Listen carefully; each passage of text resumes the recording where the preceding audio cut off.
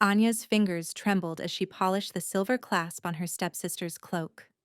The metal was cold, a stark contrast to the nervous heat flushing her own skin. Outside the carriage window, the forests of the northern clans blurred into a tapestry of deep green and twilight gray. They were getting closer. To the moon festival. To him. "Harder, you useless girl!" Her stepmother, Isolde, snapped from the plush seat opposite. Her voice was as sharp as a shard of ice. "Do you want Serafina to present herself to the Alpha King looking like she was dressed by a scullery maid?" Anya flinched, ducking her head and rubbing the clasp with more vigor. Useless. The word had been branded onto her soul since her father's death, since Isolde had become the mistress of their dwindling house. Anya was an omega, her wolf a faint, sleeping whisper within her, a shameful secret in a world that prized strength above all else. She was a flaw in their bloodline, a stain her stepmother was determined to polish away into invisibility. "It is fine, mother," Serafina said, her voice a soft, melodic counterpoint to Isolde's grating tone. She placed a gentle hand over Anya's. "It shines beautifully." "Thank you, Anya." Anya looked up, meeting her stepsister's kind blue eyes. Serafina was everything Anya was not. Tall, radiant, with a mane of golden hair and the confident grace of a born beta. Soon to be an alpha's mate. She was the family's hope, their ticket back to the respect and status they had lost. And despite the chasm between them, she had never been cruel. That kindness in some ways was worse than Isolde's disdain. It was a constant, gentle reminder of her own inadequacy. Isolde sniffed, her gaze sweeping over Anya with unconcealed disgust. "Kindness will not win us a royal alliance, Serafina. Power respects power. And you," she jabbed a finger toward Anya, "will remember your place tonight. You are to remain at the back. You will not speak unless spoken to. You will not look anyone of high station in the eye. Your purpose is to serve your sister and then disappear. Am I understood?" "Yes, stepmother," Anya murmured, her eyes fixed on the velvet floor of the carriage. Disappear. She was good at that. She had spent a decade perfecting the art of fading into the background, of making herself small and quiet so as not to draw attention to her family's shame. Her own gift, if it could be called that, was as quiet and useless as her wolf. A strange warmth in her hands, a deep empathy that could soothe a headache with a touch, or calm a startled animal with a soft word. In a society of warriors and alphas, the ability to ease pain was seen as a weak, servile trait. It was an omega's talent, fit for the nursery or the infirmary, not the great hall of the Alpha King. The carriage lurched to a halt. The air outside, once filled with the scent of pine and damp earth, was now thick with the potent aroma of hundreds of werewolves gathered in one place. Power, ambition, and nervous energy crackled like lightning. Muffled sounds of music and conversation bled through the carriage walls.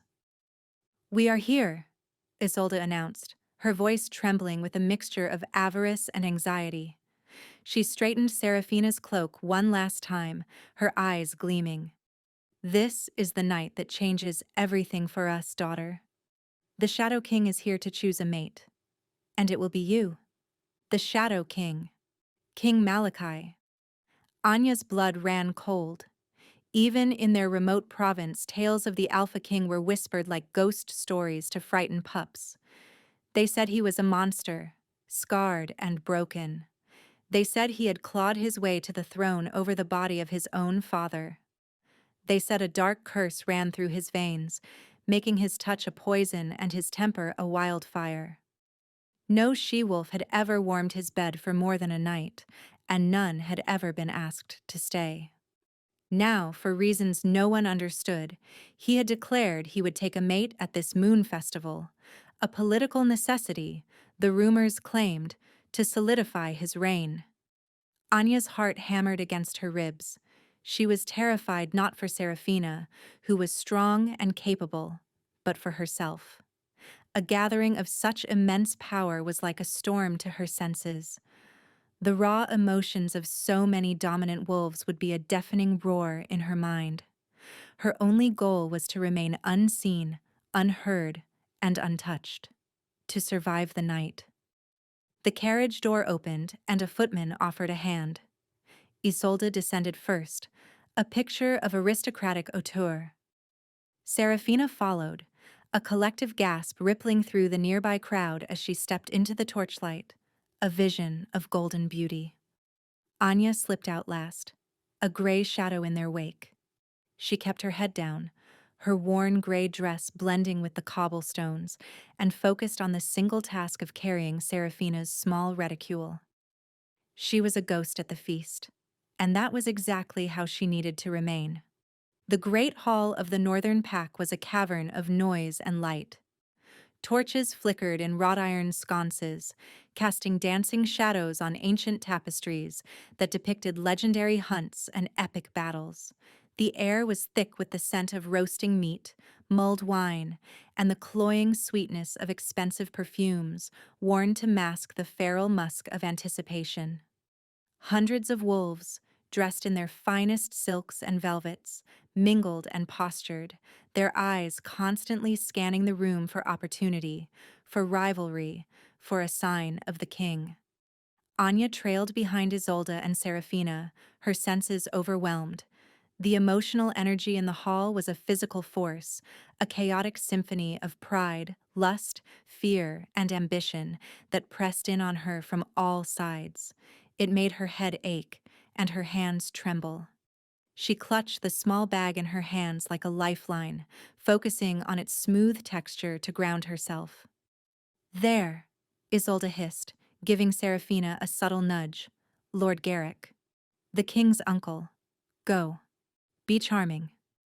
Serafina gave Anya a fleeting, apologetic glance before gliding gracefully into the crowd, her smile as bright and practiced as a courtier's. Anya watched her go, a familiar pang of envy and resignation twisting in her gut.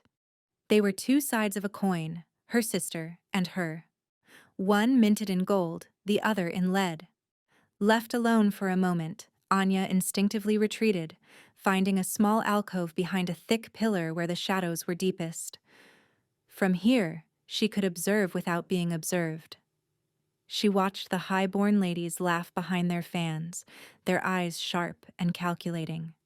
She saw the powerful alphas, their chests puffed out, circling each other like bulls in a pen.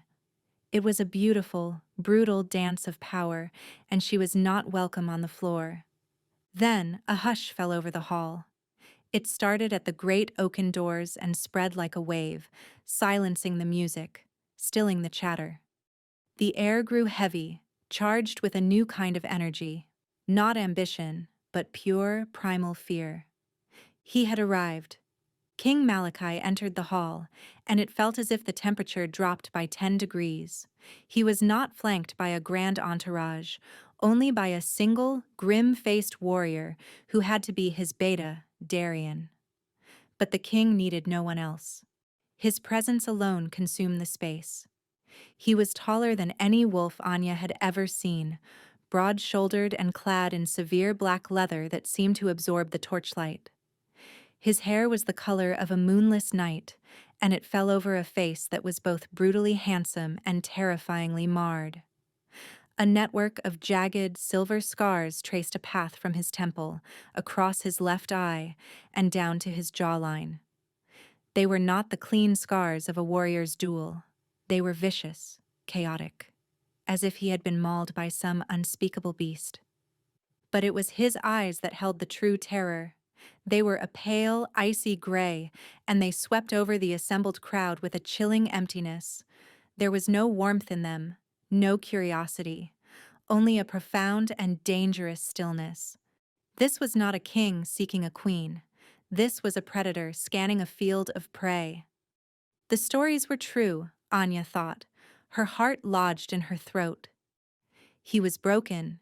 He was a walking storm, and the curse they whispered about felt real, a palpable aura of pain and rage that radiated from him. Her own empathic sense recoiled from it, a silent scream in her soul. The agony clinging to him was ancient and absolute.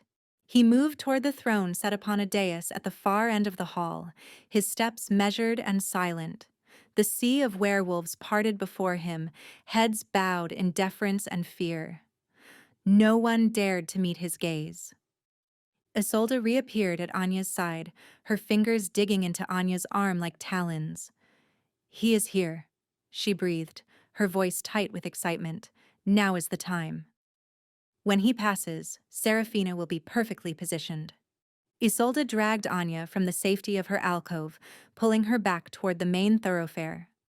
Anya stumbled, her worn slippers struggling for purchase on the polished stone. They stopped near where Serafina stood talking with Lord Garrick, her sister's face pale but composed. The king was getting closer. The oppressive weight of his presence grew with every step. Anya could feel the pain rolling off him in waves, a cold fire that made the hairs on her arms stand up. She wanted to run, to hide, to do anything but be this close to the source of that immense suffering. "Get ready," Isolde whispered, her eyes fixed on the approaching monarch. The king's path would take him directly past their small group. Serafina took a small, preparatory breath, her shoulders straightening. This was the moment their entire family had gambled on. But as the king drew level with them, his cold gaze did not fall on the radiant Serafina. For a fleeting, terrifying second, it swept past her and landed directly on Anya. It was only for an instant, but it was enough to stop her breath. It felt like being seen by a god of death. She saw a flicker of something in those icy depths. Not interest, but a flash of raw, untamed agony. It was a look of such profound torment that it struck a chord of empathy so deep within her, it was a physical blow. The king's gaze moved on, but the moment had unnerved her. Her balance, already precarious, faltered. And then Isolde moved. Seeing her chance to push Serafina into the king's direct line of sight, she shoved. But it was not Serafina she pushed. It was Anya. The shove was not hard, but it was brutally efficient. Isolde's hand on her back was a firm, dismissive thrust, meant to move her out of the way, to clear the stage for the star. But Anya was already off balance, her mind reeling from the king's gaze. The unexpected force sent her stumbling forward, out of the line of courtiers and directly into the open space cleared for the king. Anya's worn slipper caught on the edge of a flagstone. A small, horrified gasp escaped her lips as she pitched forward. Time seemed to slow. She saw the shocked face of her stepsister, the triumphant sneer on Isolde's lips, and the cold, hard stone floor rushing up to meet her. She threw her hands out to break her fall, the little reticule flying from her grasp. She landed in a graceless heap of gray wool, not 2 feet from the Alpha King's black leather boots. Silence, the entire hall, already quiet, seemed to hold its collective breath. The only sound was the crackle of the torches on the walls. Humiliation, hot and sharp, washed over Anya. To be made a spectacle of, to fall at the feet of the one man everyone feared more than death itself, it was a nightmare made real. She wanted the floor to swallow her whole. A dark shadow fell over her. He had stopped. Slowly, terrified of what she would see, Anya lifted her head. King Malachi stood over her, his expression unreadable, carved from stone. His scarred face was a mask of cold indifference, but his eyes, those pale glacial eyes, were fixed on her. The silence stretched, becoming a tangible, crushing weight. She could feel the stares of hundreds of wolves on her back, could feel their scorn, their pity, their morbid curiosity. She expected fury. A roar of anger at the disruption, at the audacity of a lowly Omega interrupting his path. She expected to be dismissed, or worse, punished. Her entire body tensed for the blow, verbal or physical. Her hand, which she had flung out to catch herself, lay on the floor near the toe of his boot. As she scrambled to pull it back, To make herself smaller, her fingertips brushed against the worn leather. It was the barest of touches, skin against leather, but a jolt went through her. It was not a spark of a mate bond, nothing so romantic or fated. It was a sudden, dizzying influx of his pain, a tidal wave of it, so potent it almost made her black out. But through her skin, she felt her own strange gift respond instinctively. A tiny, quiet pulse of warmth, of soothing calm, left her and was absorbed by the boot. It was a drop of fresh water in a burning desert, utterly insignificant. Yet, it had happened. And he felt it.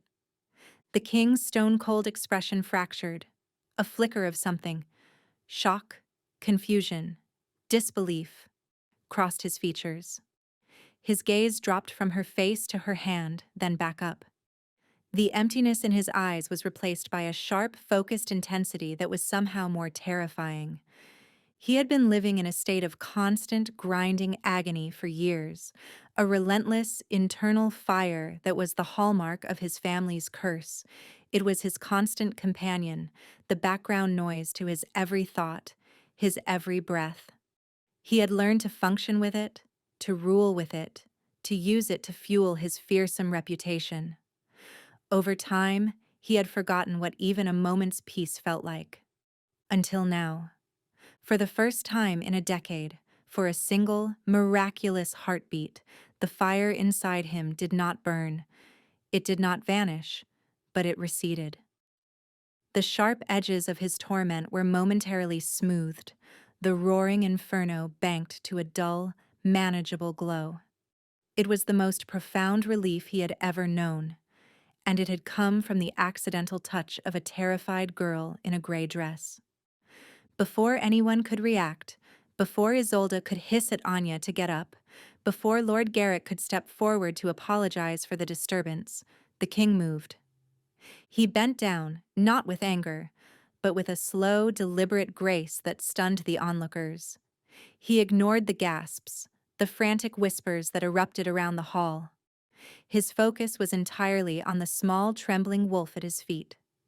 He reached out a gloved hand. Anya flinched, certain he meant to strike her or drag her away. But his hand was not rough. It was offered, palm up, in a clear invitation. Her mind went blank. This was impossible. This was not happening. "On your feet," he commanded. His voice was a low, rough baritone, like stones grinding together. It was not kind, but it was not cruel either. It was a simple statement of fact. Hesitantly, her fingers shaking so badly she could barely control them, she placed her hand in his. His leather glove was cool against her skin, but she could feel the immense, suppressed power thrumming beneath it. As he closed his fingers around hers, the sensation happened again.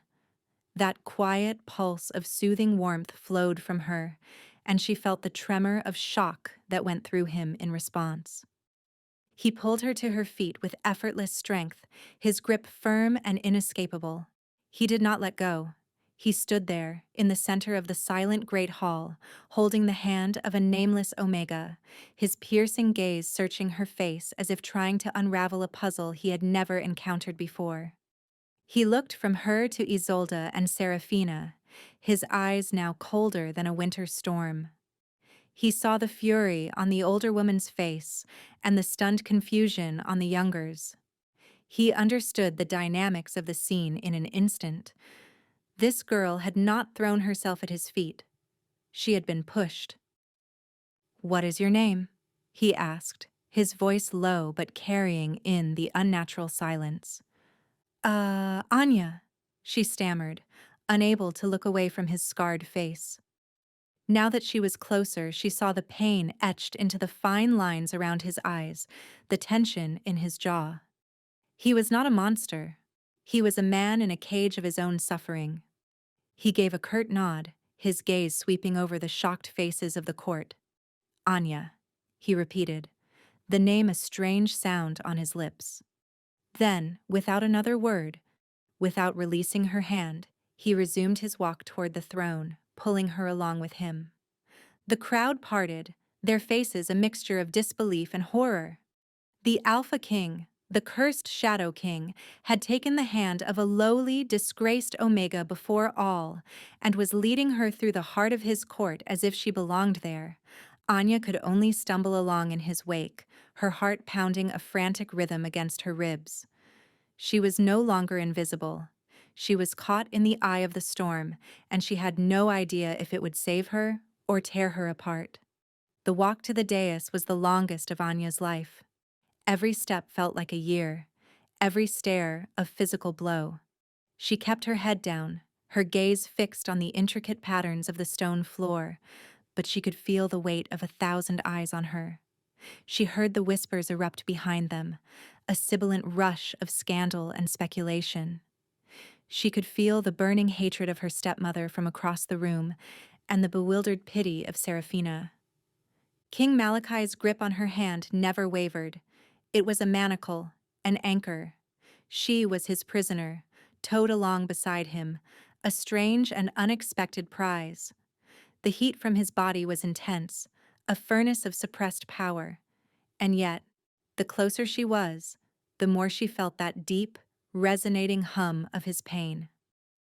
It was a constant thrum beneath his skin, a caged beast rattling its bars, and her own strange magic, her useless little gift, seemed to answer it, a soft, involuntary trickle of comfort flowing from her to him.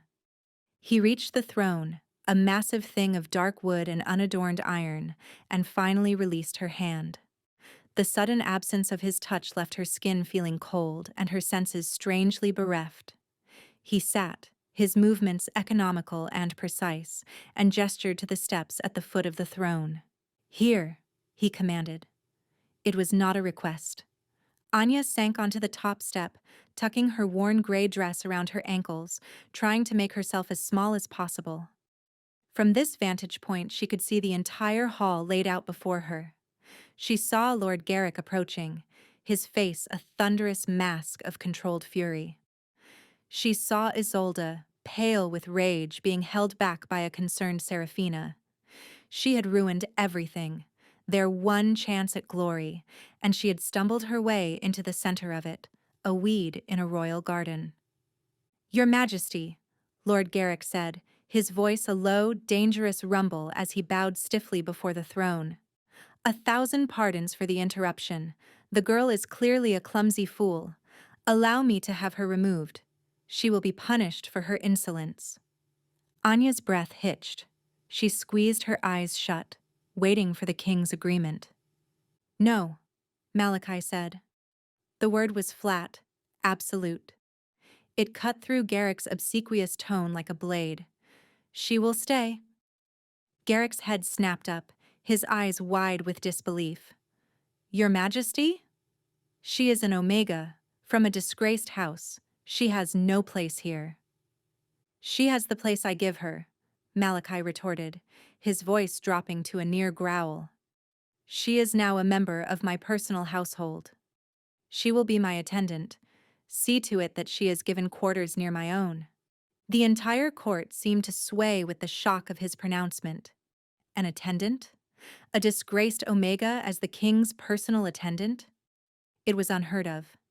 It was an insult to every high-born lady in the room who had hoped to catch his eye. Anya felt a wave of nausea, quarters near his own.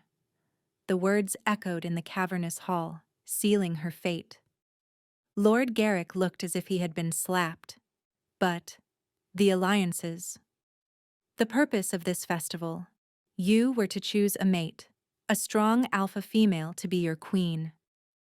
"I am aware of the festival's purpose, Uncle," Malachi said, his icy gaze daring Garrick to argue further. "And I will consider the candidates. In the meantime, this one will serve me. Is that a problem?" The threat in his tone was unmistakable. Garrick bowed again, his back rigid with fury. "As you command, my king." He shot Anya a look of pure venom before turning and stalking back into the crowd. The festival continued, but the atmosphere had been irrevocably altered. The music seemed strained, the laughter forced. Everyone's attention was divided between their own ambitions and the strange, silent girl now sitting at the feet of the terrifying king. Anya did not move. She felt trapped, a specimen under glass. Malachi did not speak to her again for the rest of the evening. He sat on his throne, a brooding, silent statue, while various alphas and their daughters were presented to him. He acknowledged them with a curt nod, his face an unreadable mask, his eyes empty. He did not touch any of them. Anya watched Serafina be presented. Her stepsister was flawless, her bow perfect, her words respectful. The king looked at her, and for a moment, Anya saw a flicker of something. Not interest, but a clinical assessment. He was judging her strength, her bloodline, but his gaze was distant, his mind clearly elsewhere. He dismissed her with the same cool nod he gave everyone else.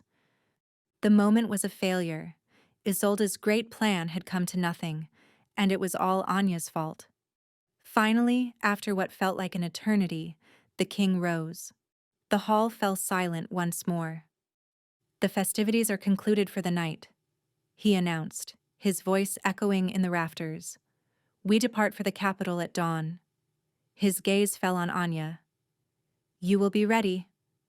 He turned and strode from the hall without a backward glance. His beta, Darian, gave Anya a quick, unreadable look before following him. Anya was left alone on the steps, the focus of every resentful and curious stare. She was no longer Anya, the useless Omega. She was the king's attendant, the king's mystery. She had been plucked from obscurity and thrust into the heart of power, and she was certain it was not a rescue, but the beginning of a far worse punishment. The king's fortress was not a castle. It was a scar on the landscape. Carved from the black rock of a dormant volcano, it loomed over the capital city, a monument to brutal strength and isolation. There were no decorative banners, no welcoming gardens. Only sheer dark walls, narrow windows like arrow slits, and a single iron-bound gate. It was called the Shadow Spire, and it was a perfect reflection of its master. Anya had spent the journey in a separate carriage, a silent, jolting ride that gave her far too much time to think. She had not seen the king since he had left the Great Hall. She had been collected by a stern-faced guard and told to pack her meager belongings, a task that took less than 5 minutes. She had not been allowed to say goodbye to Serafina.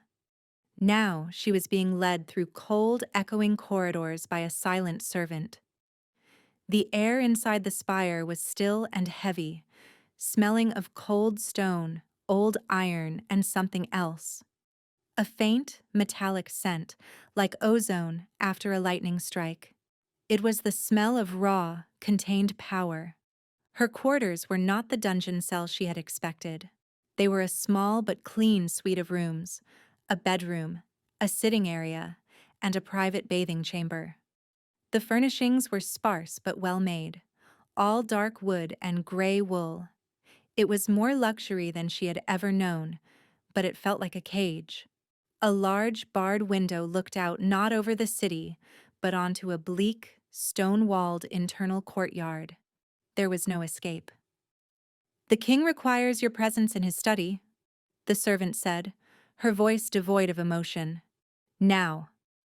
Anya's stomach twisted into a knot. She followed the servant through another series of identical, grim corridors until they reached a set of massive, iron-studded doors. The servant knocked once, then opened the door and gestured for Anya to enter before retreating and pulling the door shut behind her, the sound of the latch clicking into place echoing like a death knell. The study was a vast, circular room lined with floor-to-ceiling shelves groaning under the weight of countless books and scrolls. A fire roared in a cavernous hearth, casting flickering light on maps and charts spread across a massive wooden table. King Malachi stood at the far side of the room, his back to her, staring out a large, arched window at the sprawling city below. He did not turn as she entered.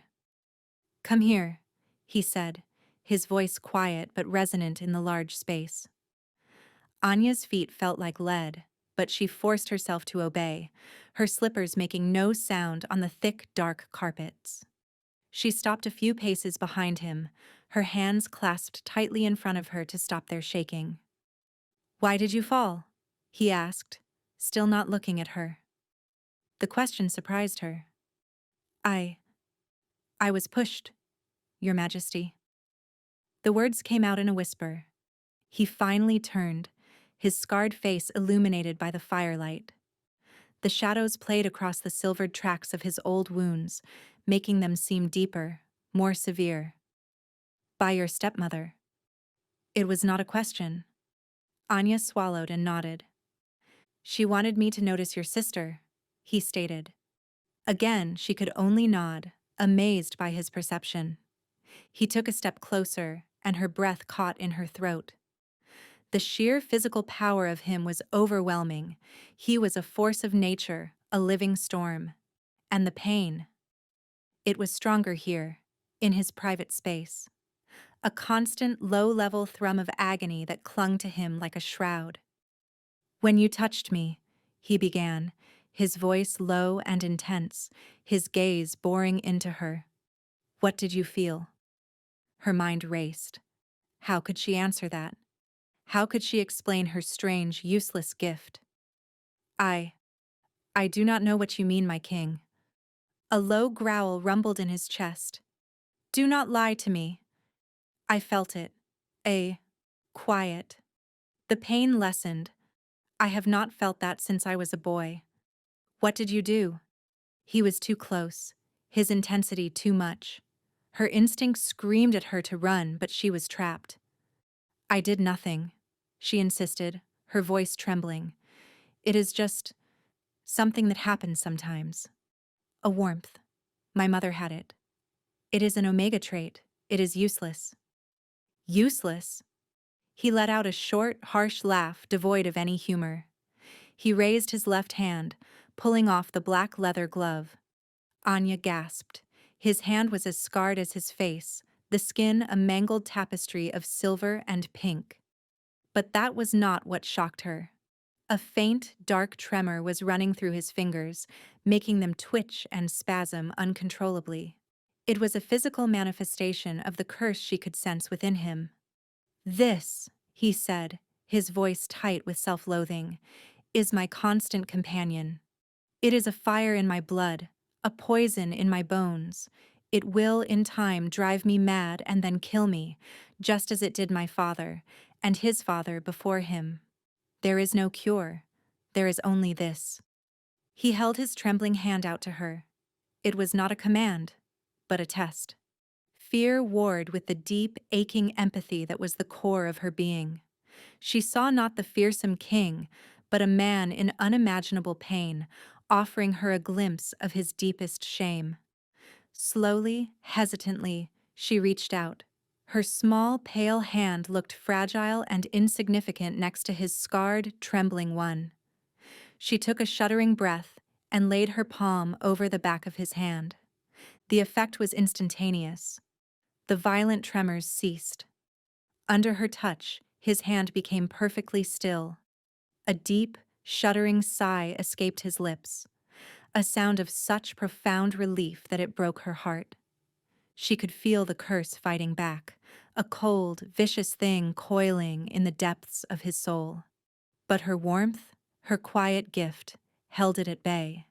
It was like cupping her hands around a flickering candle in a hurricane, a fragile but determined defense. He stared down at their joined hands, his expression one of utter disbelief. He had sought cures from the world's greatest mages, healers, and priests. He had bathed in sacred waters and swallowed foul potions. Nothing had ever worked. Nothing had ever brought him a moment's peace, until a disgraced Omega had stumbled at his feet. "You will not leave my side," he said, his voice raw with an emotion she could not name. He finally lifted his gaze to meet hers, and the emptiness was gone. In its place was a desperate, terrifying hope. "You are the first relief I have known in a decade. You will stay with me. You will be my shadow." That is your purpose now. He was not offering her a position, he was claiming her. She was not his attendant. She was his remedy. A living medicine to be kept close at hand. And as she stood there, her hand still covering his, feeling the beast within him quieted for a moment, she knew that her cage had just become much, much smaller. The days that followed blurred into a strange, suffocating routine. Anya was, as the king had commanded, his shadow. She was moved into the suite of rooms adjoining his own, connected by a private, unlocked door. She ate her meals in his study as he worked. She stood silently in the corner of the throne room during his audiences. She walked the battlements with him during his restless, prowling nights. He rarely spoke to her, but he was always near her. Often, he would simply command her to sit beside him while he read, his hand resting on the arm of his chair, his little finger just brushing against her sleeve. That small point of contact seemed to be enough to keep the worst of the tremors at bay, to quiet the roaring fire in his blood to a manageable heat. Anya learned to read the subtle signs of his suffering, the tightening of his jaw, the faint sheen of sweat on his brow, the way his knuckles would turn white as he gripped a quill. In those moments, she would find an excuse to be closer, to brush her hand against his as she offered him a cup of tea, or to adjust the furs on his chair. Each time she would feel the tension bleed out of him, and he would give her a quick, grateful glance from those haunted gray eyes. The court was a viper's nest of rumor and resentment. Anya was the Omega Witch, the king's pet. The high-born ladies who had been presented at the festival viewed her with open hostility. Lord Garrick, in particular, made his displeasure known. He never addressed her directly, but he would make cutting remarks in her hearing about the dangers of putting faith in low-born charlatans. One afternoon, as Anya was organizing scrolls in the study, Garrick entered without being announced. Malachi was in a meeting with his war council, leaving them briefly alone. "Enjoying your newfound status, little stray?" Garrick purred, his voice slick with menace. He circled her like a predator. "You have the king bewitched." "A parlor trick, I'm sure. But tricks grow stale." Anya kept her eyes on the scroll in her hands. "I do not know what you mean, my lord." "Oh, I think you do," he said, stopping directly in front of her. "The king is unwell. He has been for years, a weakness of the blood. He grasps at any hope, no matter how false. But he needs a strong queen, a political match that will secure his borders. He does not need a pet Omega to soothe his fevers. Your presence here threatens the stability of the kingdom." "I only do as the king commands," she whispered, her heart hammering. "And his commands are clouded," Garrick hissed, leaning closer. "He sees a cure where there is only a distraction. Mark my words, girl, when he realizes you cannot save him, he will cast you aside, and I will be there to make sure you land on the stones." He left as abruptly as he had arrived, leaving Anya trembling. She knew he was right about one thing. She was not a cure. She was a temporary balm, a brief respite. She was only delaying the inevitable. The curse was a deeply rooted poison, and her simple gift was like trying to empty the ocean with a teaspoon. What would happen when he finally understood that? Her fears were realized later that week. The king was in a foul mood, the pain clearly rising beyond what her passive proximity could soothe. He paced the study like a caged wolf, his hands clenched into fists, the tremors racking his entire body. He had dismissed his guards, leaving only Anya. "It is getting worse," he growled, his voice strained. He slammed a fist on the great oak table, making the inkwells jump. "Your little trick is failing."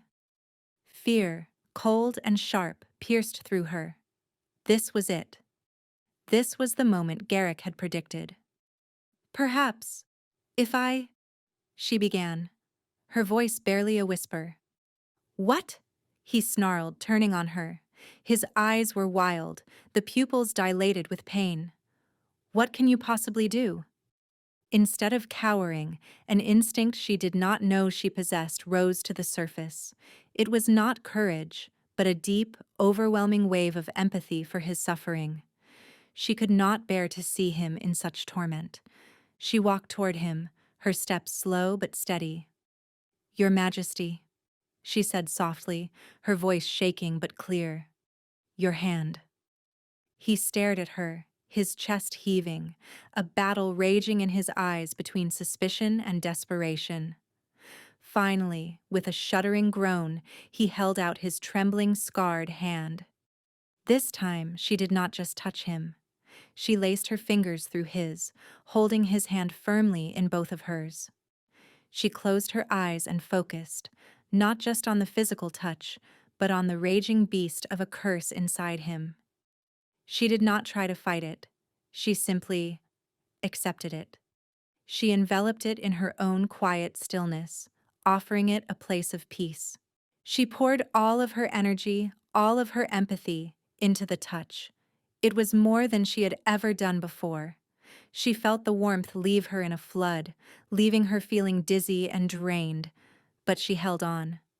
Malachi gasped. The tremors stopped completely. The frantic, pained energy radiating from him calmed. He stared at their joined hands, then at her pale, determined face. He had been lashing out, pushing her away, convinced the fleeting relief was gone forever. But she had walked into the fire for him, and with a simple, courageous act, she had doused the flames. "How?" he breathed, his voice filled with awe. "I do not know," she answered honestly, opening her eyes.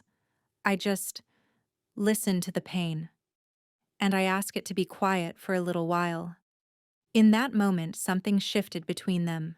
He was no longer just her king, her captor. And she was no longer just his remedy. He looked at her, truly looked at her, and saw not an omega, not a servant, but the resilient, brave woman who was the only person in the world who did not fear his brokenness. He lifted his other hand, his touch hesitant, and gently brushed a stray strand of hair from her face. His fingers were steady. The gesture was so unexpectedly tender it made her heart skip a beat. The mate pull, a feeling he had ruthlessly suppressed since the moment he first saw her, flared to life, a deep, resonant hum in his soul. It was no longer just a pull of fate, it was a pull of genuine, burgeoning admiration. But it terrified him. To bind her to him, to his curse, would be to condemn her to death. And that, he was beginning to realize, was a price he was no longer willing to pay. The newfound intimacy was a fragile, unspoken thing.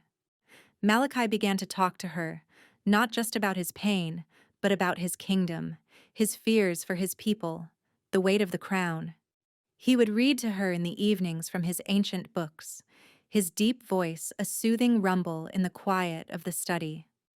Anya, in turn, found her own voice.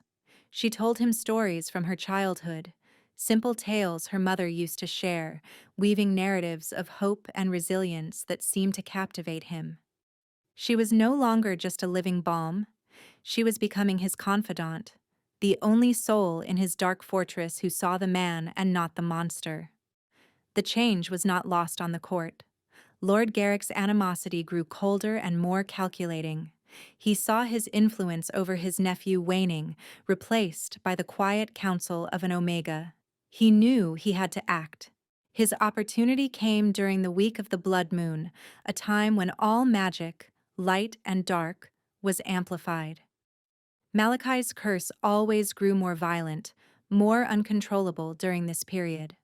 He would lock himself away in the deepest chambers of the spire, refusing all contact, to ride out the storm alone. This time, however, was different. "You will stay," he had told Anya, his voice grim. "Your presence, it may help." Anya was terrified, but she nodded her assent. She would not abandon him. Not now. Garrick's plan was simple and cruel. He approached Anya on the eve of the blood moon, his face a mask of false concern. "The king is not himself during this time," he said, his voice low and conspiratorial. The curse takes him. He becomes something else, a beast. For your own safety, you must know of the hidden passage in his chambers. If he becomes too violent, you must use it to escape. He described a secret door behind a tapestry, leading to the outer corridors. Anya's blood ran cold at the description of a beast, but she was suspicious of Garrick's sudden concern for her welfare. "The king has ordered me to stay," she said, her chin held high. "Foolish girl," Garrick sneered, his mask slipping. "Your loyalty will be your death. When the monster wears his skin, it will not recognize you." He left her with that chilling thought hanging in the air. That night, the atmosphere in the king's chambers was electric with dread. Malachi was pale, his skin clammy with sweat. The tremors were back with a vengeance, so violent his teeth chattered. He sat in a large, reinforced chair in the center of the room, his hands gripping the arms so tightly the wood groaned. "Get back," he ordered Anya, his voice a strangled gasp. "Stay by the door." Anya obeyed, her heart pounding. The pain rolling off him was a physical entity, a suffocating blanket of pure agony. It was far beyond anything her touch could soothe. As the blood moon reached its zenith, its crimson light filtering through the high window, a terrible change began. A guttural roar ripped from Malachi's throat, a sound that was not human. His body convulsed, his bones cracking and shifting with sickening snaps. Dark, shadowy tendrils erupted from his skin, coiling around him like living smoke. His form elongated, his muscles bunching and twisting into unnatural shapes. His clothes shredded as he grew, his skin darkening to the color of bruised night. The silver scars on his face and body began to glow with a malevolent internal light. He was not shifting into a wolf. He was transforming into the source of the whispers, the truth behind the legends. A monster. The creature that stood in his place was a nightmare of shadow and claw. It was vaguely wolf-like in its shape, but larger, leaner, its limbs too long, its movements unnervingly fluid. It had no fur, only shifting, semi-solid darkness that seemed to writhe and hiss. Its eyes were two burning embers of pure, unadulterated rage and pain. It threw its head back and let out a howl of pure agony that shook the very stones of the fortress. This was his curse. The bloodline affliction was not just a sickness, it was a possession, a monstrous entity that periodically consumed him. The beast's burning eyes swept the room and fixed on her. There was no recognition in them, no hint of the man she knew. There was only hunger and hate. It took a stalking step toward her, a low growl rumbling in its shadowy chest. Anya was frozen with a terror so absolute it stole the air from her lungs. Garrick's words echoed in her mind. "The monster will not recognize you." The secret passage was behind the tapestry to her left. Safety was only a few feet away. She could run. She could escape. No one would blame her. The beast took another step, its claws scraping on the stone floor. It was the sound of death approaching. But as she looked into those burning eyes, she saw past the rage. Deep, deep within the inferno, she saw a flicker of Malachi's soul, trapped and screaming. He was in there, buried beneath layers of ancient pain and dark magic. And he was alone. He had faced this horror alone his entire life. He had locked himself away, endured this agony in solitude to protect others from the monster he was forced to become. Her fear did not vanish, but something else rose to meet it. Her fierce, defiant empathy. She would not leave him. She would not let him be alone in the dark. Ignoring the pounding of her heart, ignoring every instinct that screamed at her to flee, Anya took a small, deliberate step toward the monster. The shadow beast paused, its head cocked at her unexpected movement. A confused, guttural sound rumbled in its throat. It had expected fear, flight. It had not expected this small, fragile creature to move toward the source of its own terror. Malachi, Anya said, her voice a trembling whisper, yet it carried in the tense silence of the room. I am here. I am not leaving you. The beast let out a warning snarl, revealing a maw filled with teeth like obsidian shards. It took another stalking step, its burning eyes narrowed. It was a pure engine of the curse's destructive will, and that will was screaming at it to tear apart the one thing that threatened its dominion over its host. Anya knew that touching him now would be suicide. Her gentle, soothing gift would be no match for this cataclysm of dark magic. But her power was not just in her hands. It was in her heart. It was the empathy that allowed her to see the man inside the monster. She took another step forward, her hands held open at her sides in a gesture of peace. I see you, Malachi, she said, her voice growing stronger, clearer. I see your pain. I am not afraid of it. I am not afraid of you. The beast flinched as if struck. Her words were a foreign concept to the ancient curse, a language of acceptance it could not comprehend. It fed on fear, on loathing, on the self-hatred Malachi had harbored for his condition his entire life. Her compassion was like acid to it. It let out a frustrated roar and swiped a clawed hand at a nearby table, sending it splintering into 1,000 pieces against the far wall. The display of violence was meant to terrify her into submission, to make her run.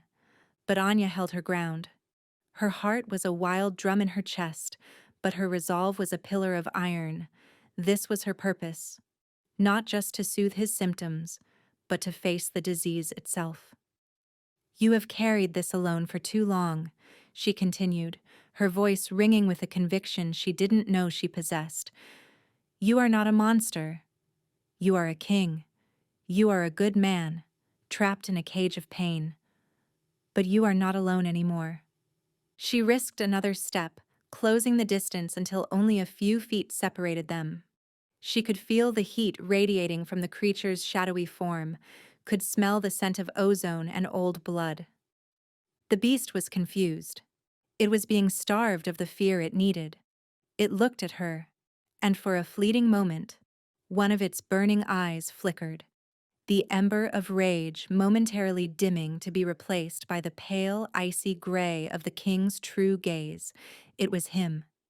He was fighting from within, drawing strength from her words.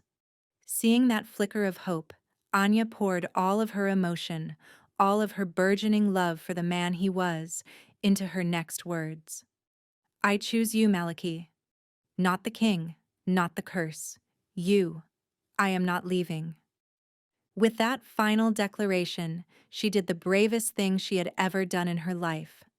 She closed the last few feet of distance, stood before the towering, monstrous form, and reached out her hands. She did not try to touch its shadowy skin. Instead, she placed her palms flat against its chest, a place where she knew his heart would be.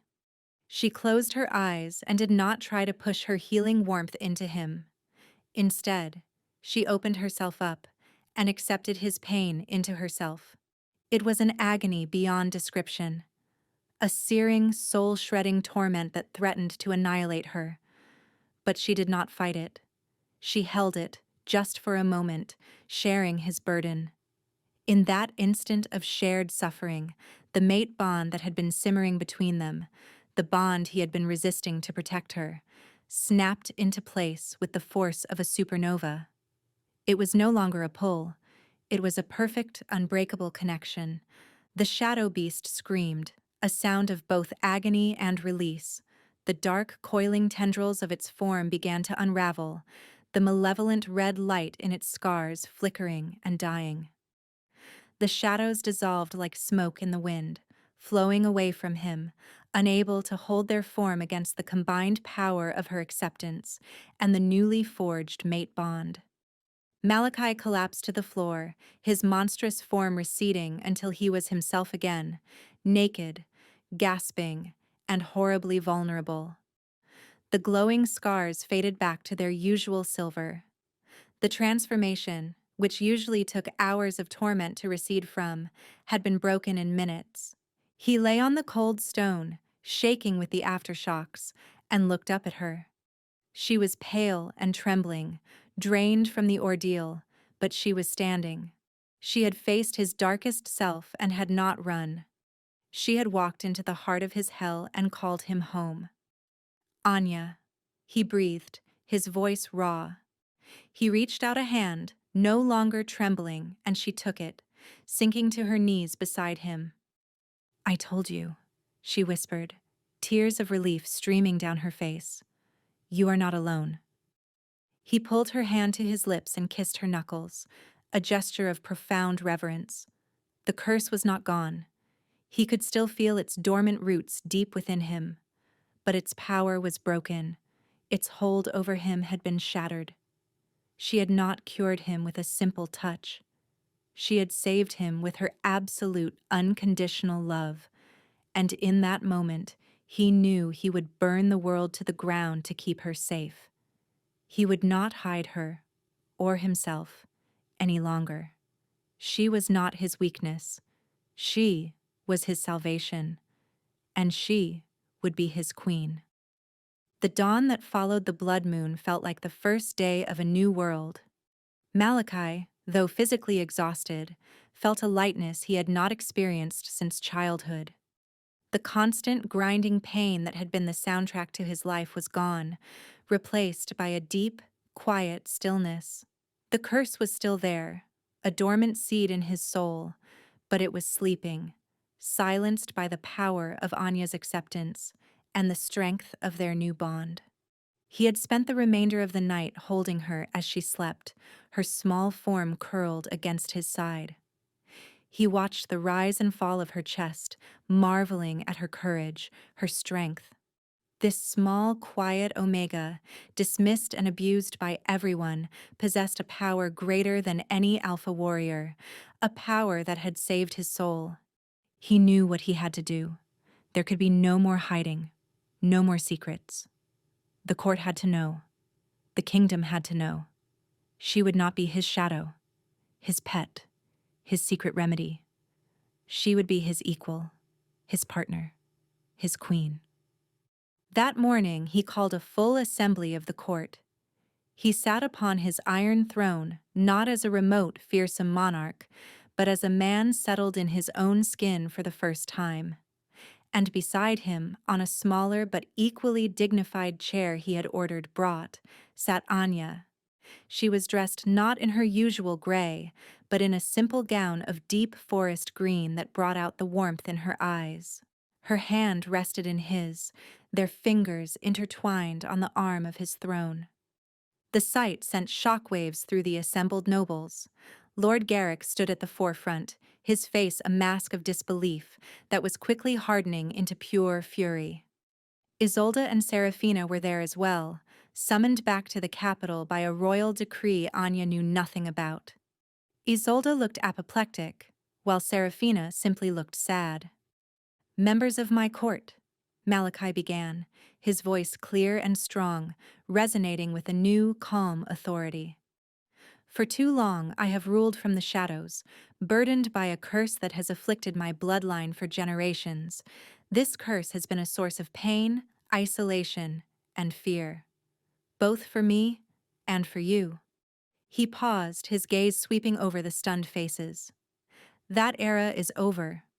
Last night, under the blood moon, the curse's hold on me was broken. Not by magic, not by medicine, but by a strength our people have long undervalued. The strength of courage, of empathy, and of acceptance. He squeezed Anya's hand, turning his gaze to her. The look that passed between them was so full of love and reverence that it silenced the murmurs that had begun to ripple through the crowd. This woman, Anya of the fallen house of Silverwood, faced the very heart of my darkness and did not flinch. She stood her ground when any warrior would have fled.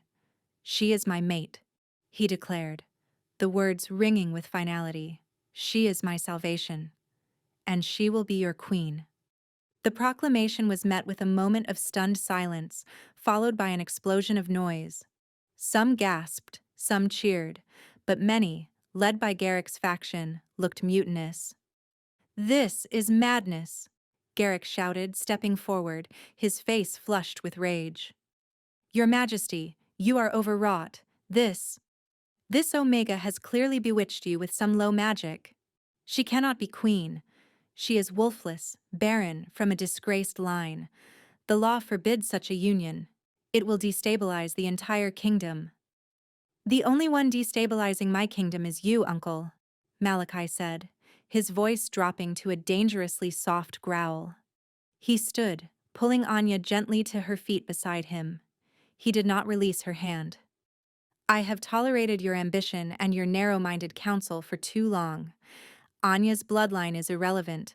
Her strength is in her soul, a strength you could never comprehend." "It is an outrage," Garrick spat, his control finally snapping. "We will not be ruled by a weak, pathetic creature and her broken king. You are unfit. The curse has addled your mind." Garrick's words were a declaration of treason, and he knew it. It was a final, desperate gamble. He had allies in the room, hard-line traditionalists who believed as he did. He hoped to incite a rebellion, to depose Malachi and seize power for himself. Several guards loyal to him shifted, their hands moving to the hilts of their swords. But before Malachi could give the order to arrest him, a new, unexpected threat emerged. From the shadows at the edge of the hall, assassins moved. They were not court guards. They were cloaked figures, their faces hidden, their blades coated with a dark, viscous poison. They were not a part of Garrick's clumsy coup. They were professionals. And they were not moving toward the king. They were moving toward Anya. Darian, the king's loyal beta, shouted a warning and drew his sword, intercepting the first two. But there were more, a half-dozen of them, emerging from all sides. It was a coordinated, deadly trap. Garrick's treasonous outburst had been the perfect distraction. Malachi reacted instantly, shoving Anya behind him, his body a shield. He drew his own blade, his calm demeanor replaced by the cold, lethal fury of a king defending his mate. He was a whirlwind of black leather and steel, cutting down an assassin who got too close. But they were relentless, single-minded in their purpose. They ignored the king, their only goal the woman behind him. Two of them slipped past his guard. One lunged for Anya. She cried out, stumbling backward. There was no time to think, no time to run. The poisoned dagger arced through the air, aimed directly at her heart. Time seemed to warp, the moment stretching into an eternity. Anya saw the glint of the poisoned steel, the fanaticism in the assassin's eyes behind his mask. She saw Malachi's face, contorted in a mask of primal fury and terror, as he realized he would be too late. This was it. After everything, after surviving the beast, she would die by a simple blade. But as the dagger plunged toward her, Malachi made a choice. It was not a choice born of strategy or reason, but of pure, unadulterated instinct. The instinct of a male to protect his mate at any cost. He roared, a sound that was not entirely human, and threw himself in front of her. He did not try to block the blade with his sword. He took the blow himself. The poisoned dagger sank deep into his shoulder. Anya screamed. The assassin's eyes widened in shock, not expecting the king to sacrifice himself so readily.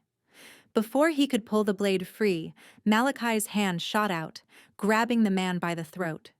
With a single, brutal twist, he snapped the assassin's neck.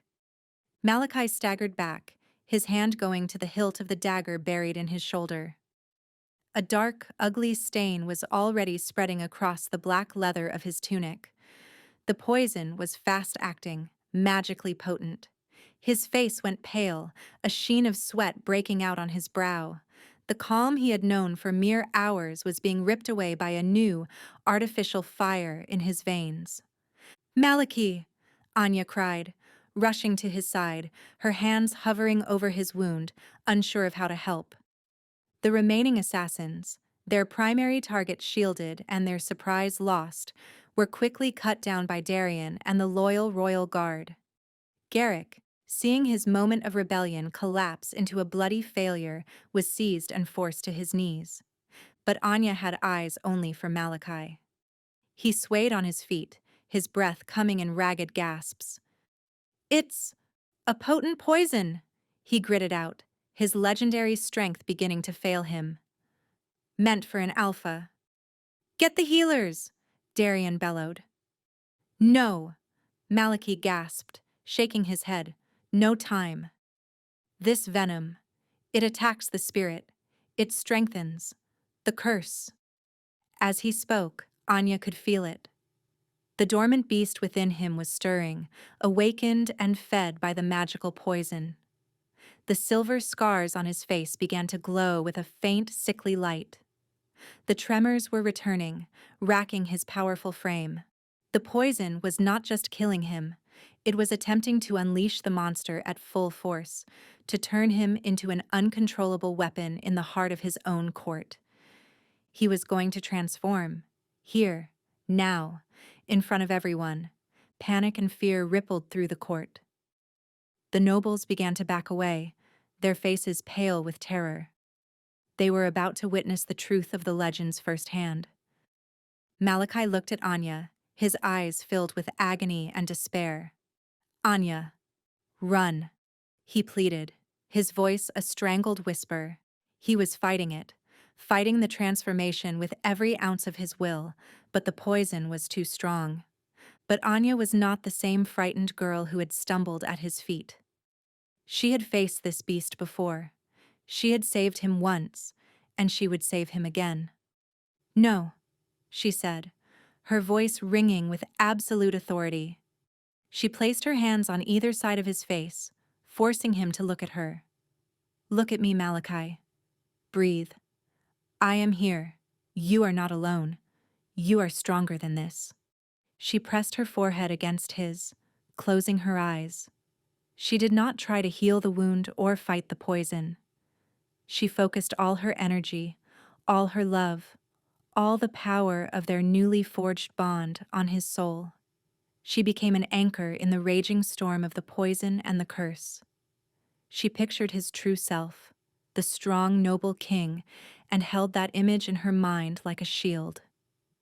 "You are my king," she whispered, her words for him alone. "You are my mate. You are the man I love. Do not let them take you from me." The shadowy tendrils that had begun to snake across his skin faltered. The glow in his scars flickered. He groaned, his body convulsing, caught in a terrible war between the poison, the curse, and Anya's unwavering faith. The court watched, breathless. They saw their king on the brink of becoming a monster, and the small Omega who refused to let him fall. They saw her hands on his face, her forehead pressed to his, her quiet, unshakable strength holding back the tide of darkness. Slowly, miraculously, the transformation began to recede. The shadows withdrew, the glow in his scars faded. The violent tremors lessened, though he was still pale and weak from the poison. He had won. They had won. He collapsed against her, his full weight supported by her small frame. He was alive. He was himself. Anya held him, her heart overflowing. She had not only saved his life, she had proven him right. In front of the entire world, her useless Omega power, the power of love and empathy, had triumphed where brute strength would have failed. It had saved their king. Darian was at their side in an instant, helping to support Malachi. "The poison is still in him," he said urgently. Anya looked at the wound, at the black veins spreading from it. Her anchoring power had stopped the transformation, but it could not fight the venom itself. But now that the immediate danger was past, she knew what to do. "Lay him down," she commanded. She knelt beside him, took a deep breath, and placed her hand directly over the poisoned wound. This time she did not just soothe, she pushed. She poured her life essence, her warmth, her light, into the wound, targeting the foreign magic of the poison. It was a searing, draining effort. She felt her own energy depleting at an alarming rate, but she did not stop. Under her hand, the black veins began to recede. The ugly, inflamed flesh around the dagger began to calm. With a final, agonizing push, she forced the last of the poison's magic out of his system. She slumped backward, dizzy and spent, as Darian carefully removed the now clean dagger. The wound was still there, but the mortal threat was gone. Anya had saved him twice in the space of 5 minutes. First his soul, then his life. A stunned silence held the throne room captive. Then, one of the older nobles, a grizzled old alpha who had been a staunch traditionalist, stepped forward. He went down on one knee, bowed his head and said, his voice thick with emotion, "My queen." One by one the others followed. They knelt before the Omega girl who had just saved their king, their kingdom. They knelt before her courage, her power, her love. Isolde watched, her face ashen, her world crumbled to dust. Serafina watched with tears in her eyes, tears of pride and relief for the stepsister she had always known was special. Anya, exhausted but triumphant, looked at the sea of bowing heads, then at the face of the man she loved, who was already beginning to stir. She was no longer a shadow, no longer a disgrace. She was a savior. She was their queen. In the aftermath, justice was swift. Lord Garrick, exposed as a traitor and a fool, confessed everything. The assassins were not his. They were hired by a rival kingdom, one that had hoped to throw the North into chaos by murdering the king's chosen mate and triggering his monstrous transformation. Garrick's treasonous outburst was simply an opportunistic and ultimately fatal mistake. He was executed for his crimes before the sun set. Isolde, stripped of her titles and lands for her years of cruelty and her public complicity in Garrick's ambitions, was exiled, sent to a remote convent in the frozen wastes. Serafina, who had rushed to Anya's side the moment the fighting stopped, was cleared of any wrongdoing. She tearfully begged Anya's forgiveness for her passive acceptance of their stepmother's abuse. Anya, seeing only the sister who had shown her small kindnesses, forgave her instantly. Serafina chose to leave the capital, to find her own path away from the machinations of the court, a decision Anya respected and supported. Malachi recovered quickly, the last vestiges of the poison purged by the royal healers. But the true healing had already been done. The events in the throne room had cemented his and Anya's place as the undisputed rulers of the kingdom. The court, having witnessed her power firsthand, now looked upon her with a mixture of awe and reverence. The whispers about the Omega Witch had been replaced by tales of Anya the Steadfast, the Luna Queen, whose heart was as strong as any Alpha's claws. A week later, Malachi and Anya stood on the high balcony of the Shadow Spire, looking out over the capital as the sun set. The city lights twinkled below like a field of fallen stars. "They love you," Malachi said, his voice a soft rumble. He wrapped his arms around her from behind, pulling her back against his chest. "They love you," she corrected gently, leaning her head back against his shoulder. "They finally see the king you truly are, not the monster they feared." "That is because of you," he murmured, pressing a kiss to her temple. "You taught me how to see him too." He turned her in his arms to face him. The last rays of sunset caught the silver of his scars, but they no longer looked like marks of damage. They were simply a part of him, a map of the battles he had survived. "I asked you to be my queen in a moment of crisis and declaration," he said, his gray eyes soft and serious. "Now I ask you in peace, with my whole heart.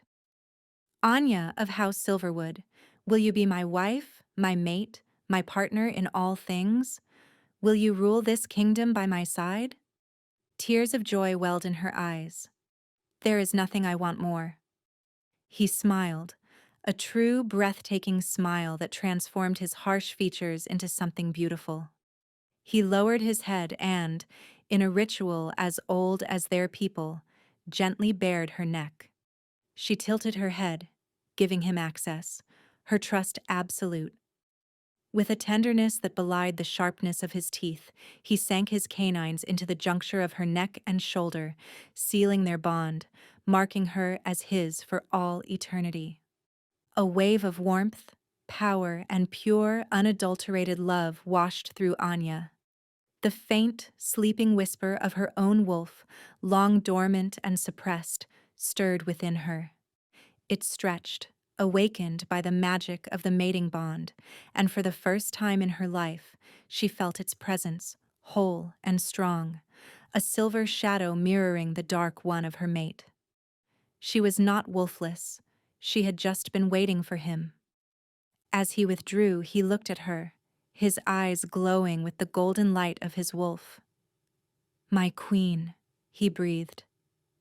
"My king," she answered, her own eyes shimmering with a silver light he had never seen before. Their union heralded a new age. The rigid, brutal hierarchy of the past began to crumble, replaced by a culture that valued not just physical strength, but the strength of character, of empathy, of heart. Omegas were given new rights and new respect. The shadow spire, once a symbol of fear and isolation, became a beacon of hope and progress under the rule of the scarred king and his steadfast queen. 1 year later, the gardens of the shadow spire were in full, vibrant bloom. What had once been a bleak stone courtyard was now a lush sanctuary filled with moon-petal flowers and silverleaf trees, a project Anya had personally overseen. The fortress no longer felt like a scar on the mountain, but its living, beating heart. Anya sat on a stone bench, a leather-bound book of old stories open in her lap, though she was not reading. Her attention was on the small bundle cradled in her arms. Her son, barely 3 months old, had his father's dark hair and, when he opened his eyes, her own calm, observant gaze. He was a perfect blend of them both, a symbol of their new, healed dynasty. The curse that had plagued the royal bloodline for centuries had found its end in him. The healers had confirmed he was completely free of its taint. A heavy, familiar arm draped around her shoulders. Malachi sat beside her, leaning in to press a kiss to the top of their son's head. He looked younger, the harsh lines of his face softened by happiness and peace.